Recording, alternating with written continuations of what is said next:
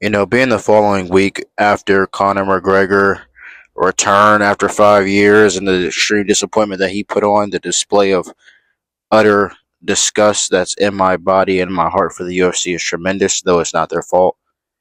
It is primarily directed towards Conor McGregor, but I still have a disdain for the UFC currently.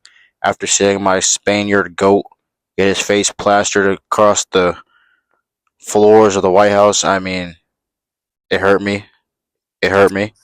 I am American, so I was very happy that Justin won, but I'm also half Spain, half Spaniard, half conquistador, and so I was also very sad that Ilya lost. So to go from that and what that masterpiece was to the aura loss that Kamshat Kazmat lost, to having Armin still not fight anybody good, to having these terrible match makes and these matchups that we've been having, to Connor going out there and stinking it the fuck up, ruining one of the masterpiece cards that we have, just sticking it the fuck up, and Petosha's leg being broken so he can't even be the real champion. I don't know. I don't know. To get this fight card after all of that is a weird feeling. It seems like we should be getting something like way bigger than this, but with the injuries and the fights that already happened, and honestly, the state of the UFC, the fading UFC, a lot of the great stars are on their way out. A lot of the big names are on their way out either because of age or injury or both. And a lot of the new up and comers are really just not that entertaining. They're just not that galvanizing. They don't really make you want to watch. We're in a weird state of the UFC. We really are. We're in a weird state. We kind of came off an extreme high and unrealistic to stay at that peak. But I mean, we have Ian and Islam soon, so that's something we can hope to look forward to. I said all that to say this: getting this fight card is honestly disappointing. This card sucks. I don't care what anybody says. There might be some good fights, but we don't know any of these niggas. We don't care about any of these niggas. We have no hope. Yeah, we got no hope and faith and belief in any of these fighters to be long term. People. I do like a couple people on the fight card, but for the most part, this fight card sucks. I'm not even sure where they're fighting. I don't know. I have no idea. Maybe it was like Jersey. It was Oklahoma. That's how you know this shit's ass. They got them fighting in fucking Oklahoma. So, with that being said, I'm not going to be doing a full breakdown of this fight card. I won't be watching all of these fights. I won't. I won't. There's so many other things I want to do. I think it's smart that they did this because it's going to be on the same weekend as the finals for the World Cup. So I'm going to be watching that instead. Stay tuned. I'll drop some videos on those too. Um, so yeah, they're not really wasting fighters when they're not going to be even watched. So I get what that in.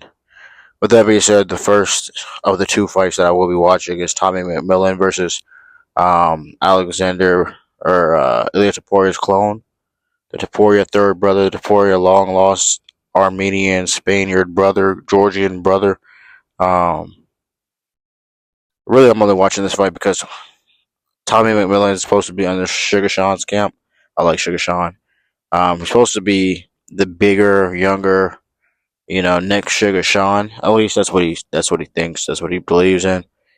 If not Sugar Sean 2.0, right? Um, I haven't seen it.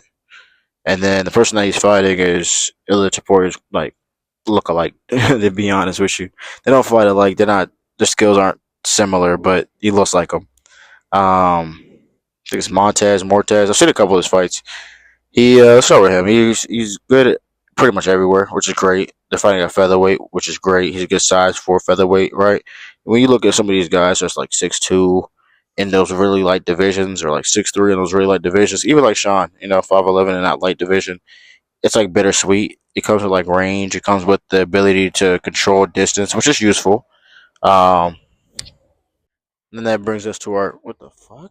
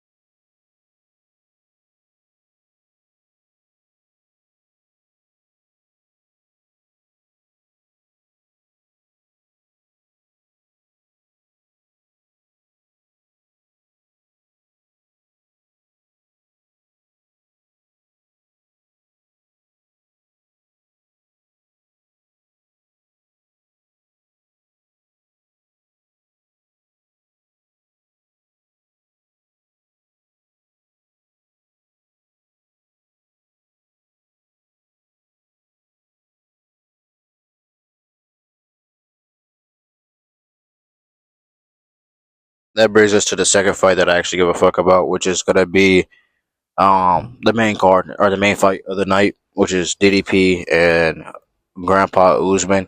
They always talk about Grandpa Usman's knees. I've never seen Grandpa Usman have bad knees. I mean, like, don't get me wrong, he wears like the knee sleeve, so he kind of makes it seem like he has bad knees. He has slightly bad knees against Chimaev. It is what it is. It's short notice. He went up weight. It is what it is. Um, but as far as like having dookie knees, like, I haven't seen it. Definitely got better knees than fucking Conor McGregor, that's for sure. Um, so I don't think the knees is going to be a fucking hindrance. I do think age is going to be a hindrance. Dookie or Uncle Usman is like fucking 40 years old. He's 40 years old. He's smaller than DDP. I think he's up another weight class, or he's up one weight class. Yeah, 185. He's up a weight class. He's gonna be shorter. They do have the same reach, but like, we'll see about that in the octagon. Um, I'm hearing a lot of people saying that Usman's ability to wrestle is going to be like the determining factor of the fight. Um, I think that's idiotic, and I have multiple reasons why I think that's idiotic. Um, DDP when he fought Chimaev was about the same height. Chimaev is a world class wrestler. He wrestles with Armin. Granted, Armin's way smaller. He wrestles with Armin. Trains with Armin. We see what Armin's doing against top level wrestlers.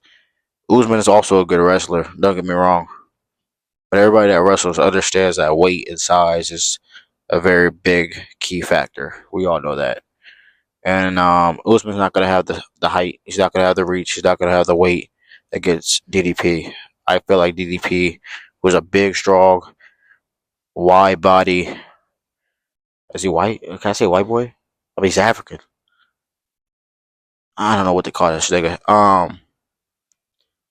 And he's African, South Africa. Yeah, yeah. I don't know what they call this nigga.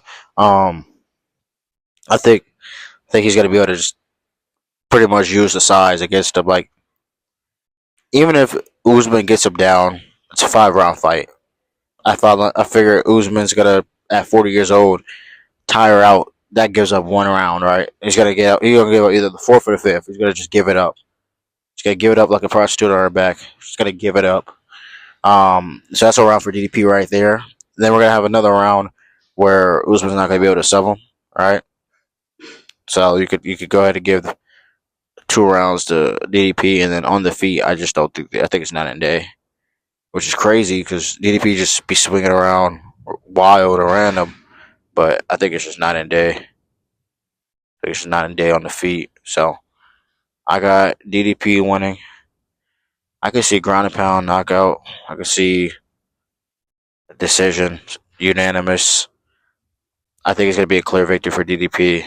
I think we're gonna get to close to the end with Unk. All the Unks are there. Besides Justin Gaethje, all the Unks are looking bad. So I think it's gonna be pretty much another one of those situations. And we're just getting closer to Ian Gary to become a champion. And sliming out Islam Makhachev for the American people.